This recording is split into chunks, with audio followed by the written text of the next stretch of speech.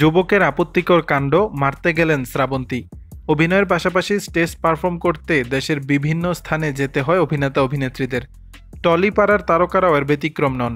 অভিনয়ের বাইরে বিভিন্ন সামাজিক সাংস্কৃতিক অনুষ্ঠানেও দেখা মেলে তাদের। এসব শো করতে গিয়ে ভালো খারাপ নানা অভিজ্ঞতার মধ্য দিয়ে যেতে হয় তারকাদের।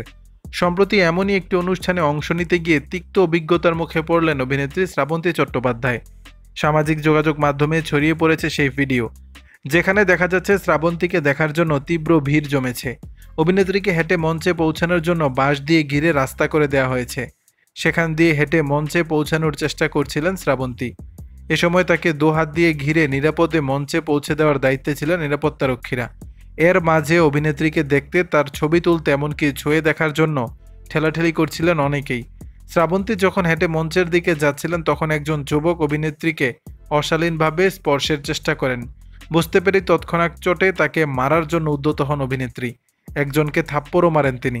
রেগে যুবককে উদ্দেশ্য করে কিছু বলতে থাকেন এই তারকা। পরিস্থিতি ভালো না দেখে শ্রাবন্তীকে সামলে সেখান থেকে সরিয়ে নিয়ে গিয়ে মঞ্চে তোলেন নিরাপত্তারক্ষীরা। দর্শক, বিষয়টি নিয়ে আপনাদের মতামত জানাবেন নিচের কমেন্ট বক্সে।